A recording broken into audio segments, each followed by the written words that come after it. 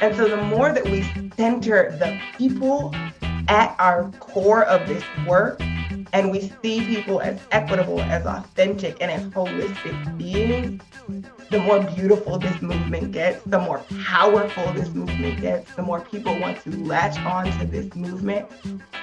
That's the voice of Mari Faines, Director of Communications and Outreach at Physicians for Social Responsibility, podcast host, and diversity and equity activist. She's today's guest on Press the Button, a Plowshares Fund podcast, dedicated to nuclear policy and national security. And now, here are your co-hosts, Tom Kalina and Michelle Dover. Thanks, Lauren, and welcome back to Press the Button. Hey, Michelle, great to see you. How was your time in the snow last week?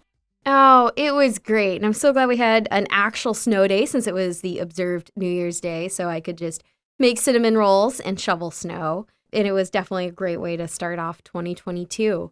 But on the podcast, we've been busy. So you get the episode today, but stay tuned because later this week, we are going to have a special bonus episode where Tom is sitting down with Dr. Lisa Ruth Rand to discuss ASAT testing, space debris, and the risk it poses to satellites, and more. Yes, thanks for that. It's a great conversation, so please tune in. For those following the news, this is Ukraine Crisis Week. The United States and Russian diplomats are meeting in Geneva to try to talk their way out of another Russian invasion of Ukraine, where Russia has about 100,000 troops on the border. These bilateral talks will be followed by Russia-NATO talks in Brussels and a meeting of the Organization for Security and Cooperation in Europe later in the week. The Biden administration is nearing completion of its nuclear posture review, which will set U.S. nuclear policy for the next few years. The timing is not good, as tensions with Russia and China do not set a welcoming political environment for Biden to make good on his promises to reduce the role of nuclear weapons in U.S. policy. And we're already hearing that his own Pentagon team is discouraging him for major changes. So it'll be interesting to see if this all plays out as we expect, how Biden differentiates his nuclear policy from Trump's if he leaves key Trump policies in place. And today on Early Warning, Michelle sits down with Gaukhar Mukhatzhanova to discuss the P5 statement that a nuclear war cannot be won and must never be fought, and why the NPT Nonproliferation Treaty Review Conference has been postponed yet again. And then I sit down with Mari Faines, Director of Communications and Outreach at Physicians for Social Responsibility, to discuss her most recent article in Outrider Post, What the Nuclear Policy Community Needs to Understand About Intersectionality. So we talk everything intersectionality and privilege within the nuclear community. And what I really, really love about this conversation is it's talking about how we get from talk, which I think, we've heard a lot of over the last year, and really moving to a place of listening, understanding, and then action. So this is also coming out right before Mari's conversation with Terrell Germain Starr on a Twitter Spaces on Wednesday, January 12th at 1 p.m. Eastern. So if you catch this episode in time, I recommend you also listen in to that conversation too. I am planning to do that as well. It should be a great conversation. And if you like what you hear here on our podcast today, remember to hit subscribe and leave us a rating. Your feedback helps us improve the show. And with that, let's get into the episode. The clock is ticking. And now, early warning, early warning, early warning, early warning. A 7-minute synopsis of this week's nuclear news.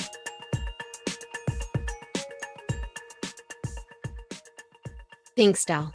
Today I'm joined by Gaukhar Mukhatzhanova, Director of the International Organizations and Nonproliferation Program at the Vienna Center for Disarmament and Nonproliferation. Gaukhar, thank you so much for joining. Thank you for having me. Hi, Michelle. As you know, we have 7 minutes to cover the week's nuclear and national security news starting now. On January 3rd, the leaders of China, France, Russia, the UK, and the US said in a joint statement that we affirm that a nuclear war cannot be won and must never be fought. Elsewhere in the statement, they said, as nuclear use would have far-ranging consequences, we also affirm that nuclear weapons, for as long as they continue to exist, should serve defensive purposes, deter aggression, and prevent war. This was the first time such a statement has been issued by the five powers. What was the significance and what impact do you see it having? Well, the statement has been a long time coming, it feels like, considering the amount of pressure that's been put on the P5, but especially on the two biggest nuclear possessors to issue a reaffirmation of what is known as the Reagan-Gorbachev dictum, that the nuclear war cannot be won and must not be fought. And it is indeed the first time that the other nuclear weapon states altogether joined such a reaffirmation. And so in and of itself, that's a positive thing. It's good to have such a statement. It's good to have all five nuclear weapon states actually agree on something. And the significance of it coming out on January 3rd is, of course, tied to what was supposed to be the beginning of the 10th NPT review conference, which got postponed yet again. So I think that dampens the effect a little bit, the fact that we don't have the RECON opening.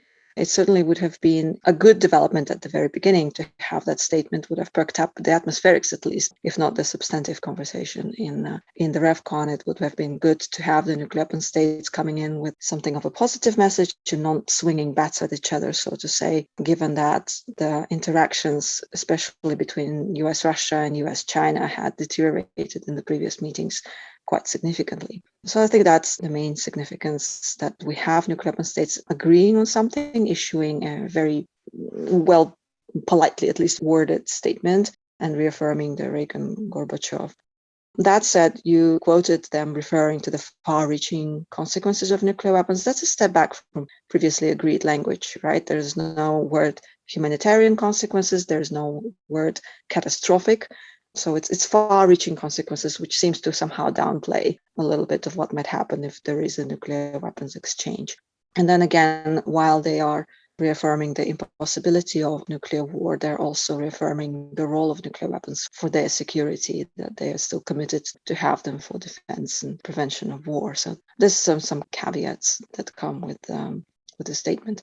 And I'm certain that non-nuclear weapon states took note of it, and that would have been part of the conversation at the REFCON were it to happen this month, which is not to say it won't be part of the conversation in August, depending on what else happens in the meantime. Yes. Okay, so RevCon getting postponed. This is now the third time, I believe. What are the consequences for this additional postponement, and do you foresee any attempt to make it virtual? So postponement, I think, shouldn't be a surprise considering the situation with the COVID pandemic. And frankly, they probably could have come up with that decision earlier, but they were dependent on the UN headquarters. And the president-designate was forced to kind of scramble with consultations last minute to decide what to do. It's challenging. The postponements are challenging because I think it's harder to keep a focus on something that just keeps getting postponed, especially if you want higher political attention and participation. And it's been months and months of preparations, ebbing and flowing. So there is certain, I think, weirdness around the subject. Another challenge is something that might happen in the meantime that might render some of the work outdated. And that means, updating working papers, perhaps coming up with new positions and statements, although I don't necessarily see something dramatically changing in the meantime in terms of nuclear weapons states' positions and policies. One development that might have an impact is the future of the Jcpoa, given that the talks have resumed yet again, but not looking particularly promising. So if the talks do finally fall apart in the meantime, I think that would be a negative impact on the REFCON come August. Assuming we have a REFCON in August, and that's another thing, this continuous uncertainty about whether or not we actually will have a meeting for the next set of dates. There are some opportunities presented by the postponements. I think there's more work that could be done in the meantime. If we look at this latest statement from the P5, they talk about their commitment to work on strategic stability, dialogue, and arms control. So this would be their opportunity to do some follow-through and come to the REFCON with a follow-up on this January statement. And that would be, again, a good development. On the other hand, if the said talks fall apart dramatically in the meantime, that would certainly be not so good for the review conference. I guess that's a very long-winded way of saying, I don't know. There are some good aspects to it and some bad aspects to it. I think, given that it's the third postponement, it would be irresponsible not to seriously explore how the conference might be held virtually, and specifically focusing on what an outcome of such a conference could be. I do tend to believe that it won't be possible to negotiate a traditional kind of outcome document if the conference is entirely online. And I think the governments should recognize that and not only use it as a reason to postpone yet again, but also think, okay, if we really have to hold it virtually, what kind of outcome can we work towards? What kind of outcome we can live with, and really concentrate attention on a couple of things like reaffirmation of the importance of the treaty itself, and also reaffirmation of the validity of past commitments agreed in 95, 2010, and sort of stake out a couple of key points for the next review cycle, giving full recognition to the fact that it wasn't possible to meet in person in a full format, and that's the reason we don't have a full-fledged outcome, not that we don't think other issues are not important or not valid anymore. So, switching gears and going beyond our 7 minutes, because this is breaking news for when we're taping, there's a lot going on in Kazakhstan right now. There's massive protests, and it appears, I believe, most of the government has resigned, or there's at least a shuffle taking place. I know you and I have talked in the past about this, how Kazakhstan is your homeland. And I was wondering if there was any updates or anything that you could share with us that you think the audience would appreciate to help understand what's going on right now. The scale of protests in Kazakhstan is unprecedented for the country. The situation is serious, much more serious than we would have expected 5 days ago or 4 days ago when some protests were beginning in the west part of Kazakhstan. The government has resigned formally, but they continue to perform their duties until the new cabinet of ministers is appointed, and goodness knows when that's going to be.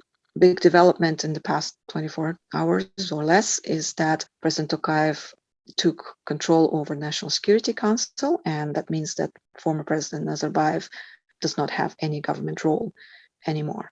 And one of the demands that is chanted around the country is for Nazarbayev to leave. But of course, he's not president anymore. There's only that much you can do in terms of removing him. But the grievances go deeper than that, of course. It's really been a long time coming. The mounting discontent with the worsening economic situation in Kazakhstan and the continued corruption at the top in the government among the elites. This is really something that the Kazakh government should have foreseen coming and introduced reforms earlier rather than driving to this point. That said, it's not clear if there is an actual leadership to the protests. The opposition has been pretty much non-existent in the country in the past couple of decades. So it's hard to say who can really represent the protesters in the dialogue with the government and the power, should such dialogue actually take place. Otherwise, there is danger of the continued and an escalating crackdown on the protests. And the latest that I've seen is very concerning to me, because the reporting is that President Tokayev has asked the members of the Collective Security Treaty Organization for their support in quelling the unrest in the country. So basically, he's inviting foreign military assistance to help suppress the protests. That's how I read it, and that's of great concern. Coming from Kazakhstan, I worry about the safety of the people in general, but also, I have family there still. So this has some sort of bigger security implications, looking at it from the analytical perspective, and also personal implications as someone who comes from the country. Thank you for staying on a few minutes longer to share, and we're sending our support to your family and loved ones. Thank you for having me, and it's been a pleasure. It's great to see you. Hi, I'm Bonnie Fisk, Deputy Director of Development at Plowshares Fund and a Press the Button listener. When I first joined Plowshares Fund back in 2018, I didn't know anything about nuclear weapons. I came here with just the motivation to help create a safer world and a commitment to lifelong learning. My colleagues told me they'd teach me everything I need to know, and did they ever? Still do, actually. As I continue to grow ever more committed to Plowshares Fund and the reduction and elimination of nuclear weapons, I found that I rely on Press the Button so much. It's a resource for the latest analysis and a place where I can drop in fully, without distractions, and gain new insight into this issue I've come to know and love. I find inspiration from the weekly guests and our partners, and I know I'm a better contributor to our cause just by tuning in. Please consider supporting Plowshares Fund and helping make Press the Button possible by making a donation today. Visit plowshares.org/donate today. And thanks for listening.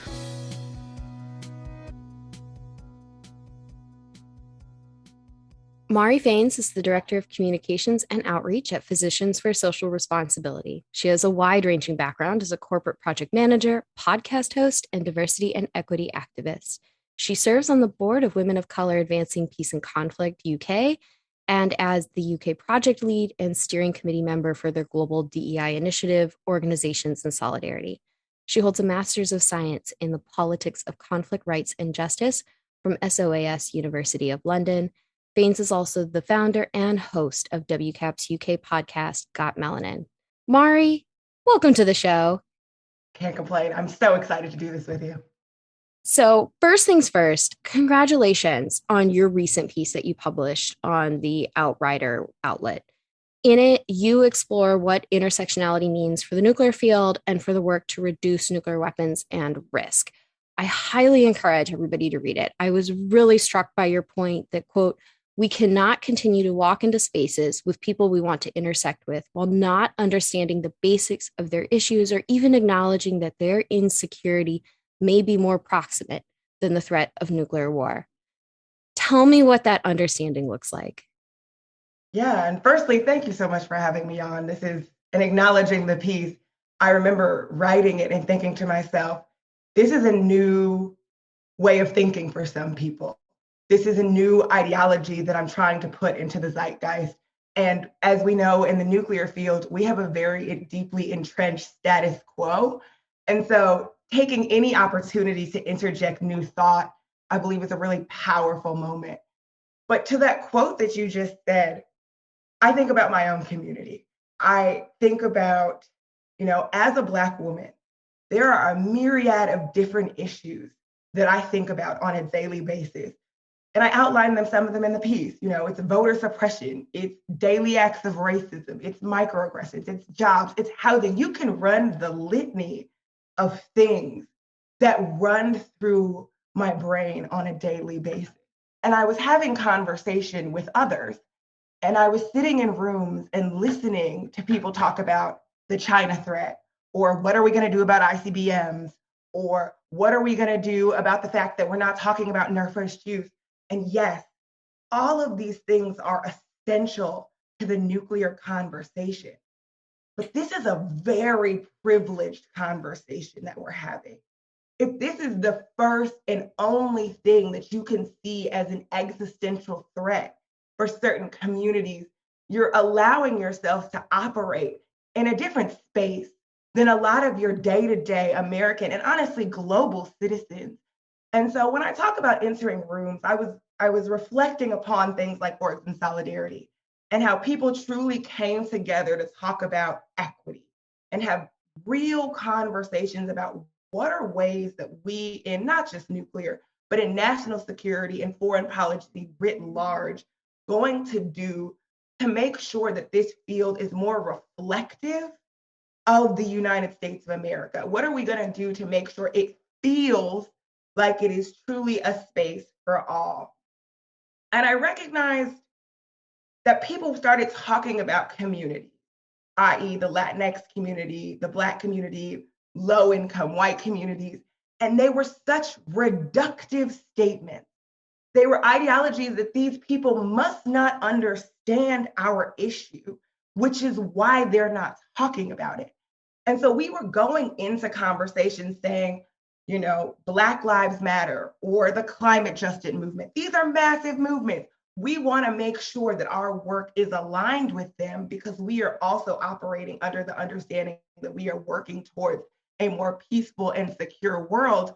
But we were walking into the room and we were saying, this is the only thing. This is the big thing. Let us scare you into understanding why this is important. But I gotta be real, the Cold War tactics of the 80s, where we were saying the boogeyman lives across the water and we need to do everything in our power to scare ourselves into being in fear, and this is why we need no more nuclear weapons, that is not the way anymore. People have real threats in their everyday lives that are the boogeyman. Think about the way that this pandemic has exacerbated all of the issues that we talk about. All of the moments where you think about people are out of work, people are worried about their health, people are worried about their jobs. That is the very real threat in their lives. And there's a way genuine and authentic way for nuclear weapons to intersect with those conversations. Like, we understand where the money could come from. We can have very real conversations with people, but we can't have an authentic conversation until we enter a room and say, let me humble myself and let me listen before I lead. That is where I'm having a disconnect in conversation. Is we are not listening before we are leading. We are saying we used to have this thing that has to be the dogmatic way to beat us to the next step.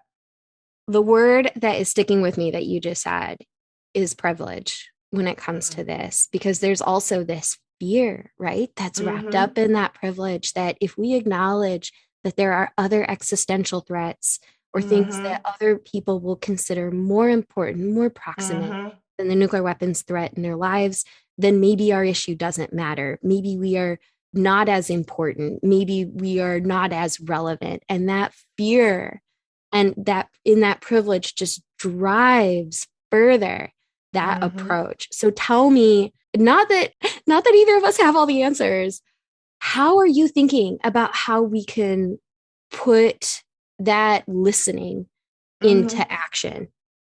Right.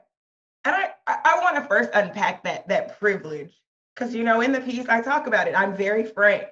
And I know that for some people reading that, there was a visceral reaction, right? Because you can say, why are you considering me privileged? Or why is this a privileged conversation?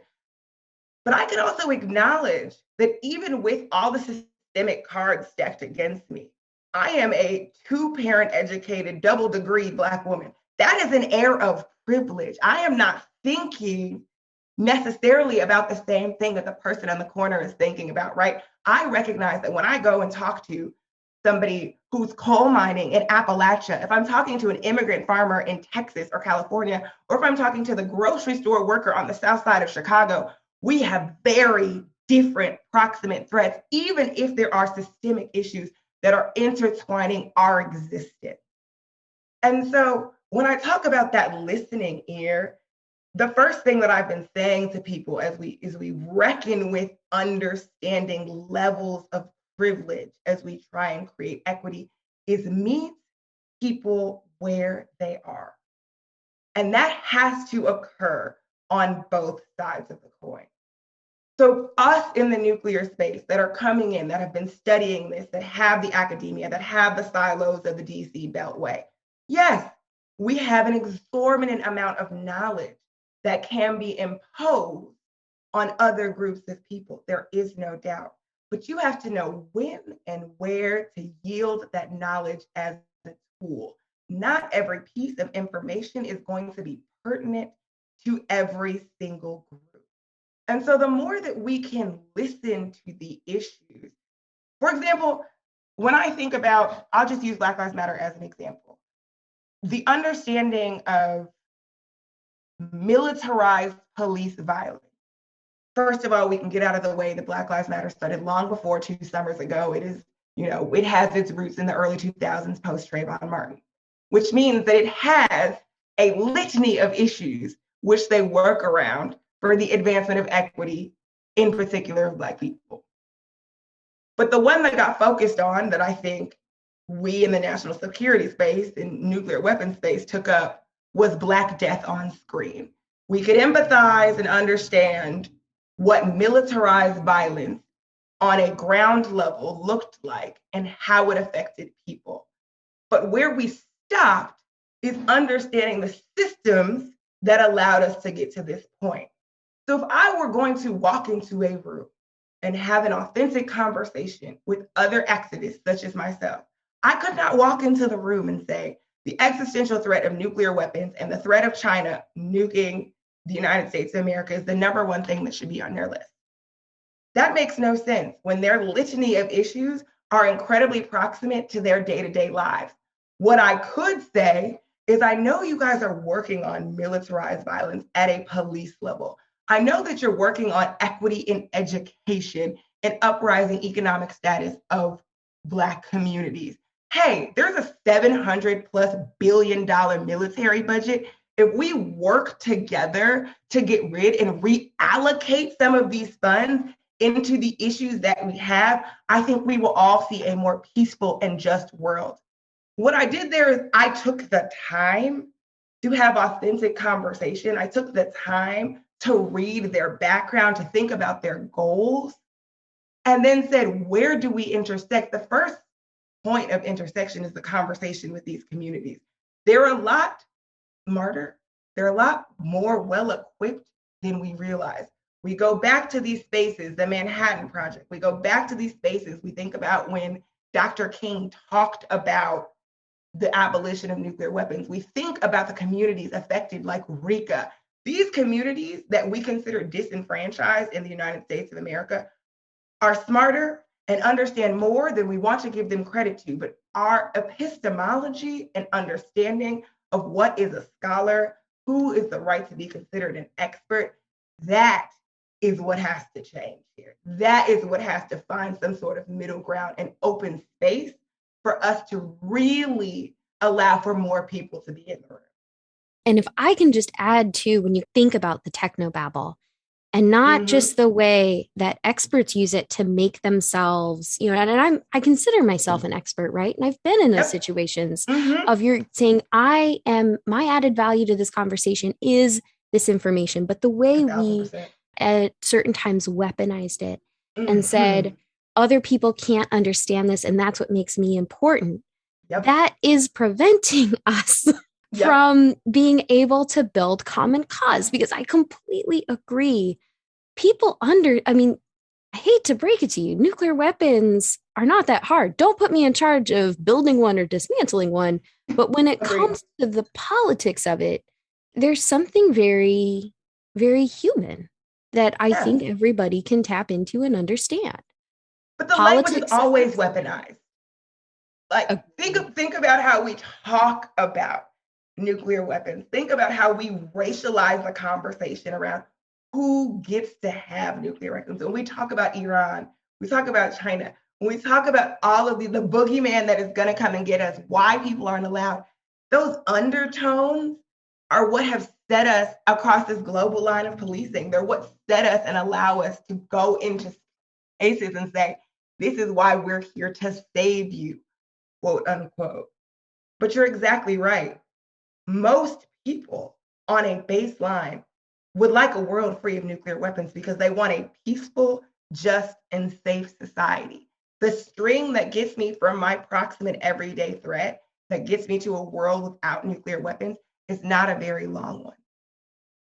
But we have to acknowledge that we have to let people see the cord. We can't just talk at people, we have to talk to people. So that's the perfect segue to my next question for you. You and your colleagues at Physicians for Social Responsibility have been leading an event series exploring the intersection of social justice and nuclear weapons abolition. What have you found? Michelle, if I'm going to be honest, I don't know if it's a what have I found. It's a what are we trying to convey? What are we trying to teach? And what are we hoping that people will take away? And I think the first thing that we're trying to do is change what an expert looks like.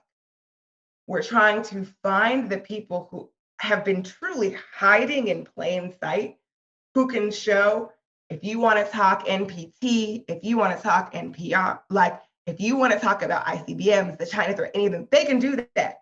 But if you also want to deep dive into racial justice, if you also want to deep dive into the conflict in the Middle East, they can do that too. And them having that diversity of understanding is not a detriment, it's an asset to the conversation. So really allowing young voices, diverse voices, not even necessarily new voices, just voices that haven't been considered mainstream experts, come to the forefront and have authentic conversation has shown that there are people that are here and willing and ready to push this movement forward in new ways if we're willing to share the microphone. I think it's been interesting because having authentic conversation with people after these events, I can hear and feel the shift in some of the conversation. people who I don't think necessarily had to reflect on some of these intersections, on some of their relative privilege, on some of the ways that this movement building could be incredibly helpful for our movement, truly getting an opportunity to get onto a level with others who are forward thinking and come up with real problem solving solutions. What demand access is doing at PSR is really hoping to change the hearts and minds. I hate that phrase, but it is really hoping to change the way that we do things and open the space. And for people like myself and my colleague Jasmine Owens, it's allowing others to walk into a door that we're trying to blow open. I want to get to a place that when I'm looking on screen, it is more reflective of what the US looks like. Nuclear weapons is an everybody issue, so it should reflect all people. And we should have all people allowed to have a say. This shouldn't be a siloed conversation. This should be a coffee conversation. And so what it's really doing is allowing for authentic and real conversation between both panelists and audience, between audience members, really helping people grow. And it's something that's going to take time. So, when you ask me, what have we learned? I've learned that people need to be having this conversation. I've learned that there really is a space and a craving for people to grow in this area. And if you feed this portion of people's understanding, they will take it and they will start to run with it. So this leads me to my final question for you. Oh my because gosh. I know time has flown. I'm just going to have you back on. No. So the final question, I want to end on something that's more positive because we've talked about some of the things that need to change. Yeah. But what's your vision for the nuclear field? That's a great question. And in an ideal world, you say you're not going to need a nuclear field because you will abolish nuclear weapons, and then we will all get to spend our time working on different existential threats to save the world. So obviously, at some point, I don't want my kids having to deal with trying to abolish nuclear weapons. But it's exactly what I kind of just talked about with demand access. I want a field that looks equitable. We've started taking the steps in terms of gender equity. We've started taking the steps and saying, I need to think a little bit more about what does true diversity look like? Diversity in race, diversity in gender, diversity in socioeconomic class, academic understanding, and how will that positively impact our movement and our field? So when I think about the future, it's no longer a space where it's only sign-on letters. It's a space where you've got art shows and sign-ons and policy meetings all happening at the same time, where grassroots activists working on RECA are held in the same regard as policy experts that are working on no first use, where you're having authentic collaboration between diverse groups and acknowledging that our movement building is tied to all of us creating a more peaceful and safe world. It's taking the fear out of these conversations and putting the humanness back at the center of the work that we're doing. Because we may be talking about machines, but it is people that are affected. It is people that are making these decisions. And so the more that we center the people at our core of this work, and we see people as equitable, as authentic, and as holistic beings, the more beautiful this movement gets, the more powerful this movement gets, the more people want to latch on to this movement. And so when I look, 5 years down the line, I want it to be a free thinking space where the status quo isn't necessarily upheld, where it's an influx of what that looks like, what an expert looks like, who gets a voice in the room. And a place where people did meet people where they were, where we acknowledge the people that came before us and we recognize that they added an incredible amount of value to get us where we are. But we also recognize this is a baton pass, and the people that are ready to run this past the finish line are given the opportunity to think of new ways to do that. What that looks like, I'm not sure, but it looks like a space that has a lot more optimism and hope and love and truly getting to a place where peace feels like it's centered and we can all feel secure. I really hope to see that world, and that is something that I am inspired to work towards. I cannot end it any better than you just did. But before we go, I did mention that you were a podcast host. And so I want to give a shout out to your podcast, Got Melanin, which explores the nuances and shadows that exist in the world with unfiltered, unapologetic takes from you and your co-host, Melina Villeneuve. I know it's on pause right now because you're exploring some new avenues for sharing this type of content. But in the meantime, where can audience members go to find the podcast? Yes, if you're still looking to hear my voice, Got Melanin is on Spotify, and it is actually a video podcast. So if you were wondering what I look like, you can find us on YouTube at Got Melanin, the podcast. I think some of the things that we've touched on here are topics that we've explored with some really interesting guests on Got Melanin and a bunch of other things that I think are really important to this world in this moment. So take the time if you have the time. Mari, thank you so much for joining us, and I cannot wait to have you back on. Thank you. And I can't wait to be back anytime. Much appreciated, Michelle.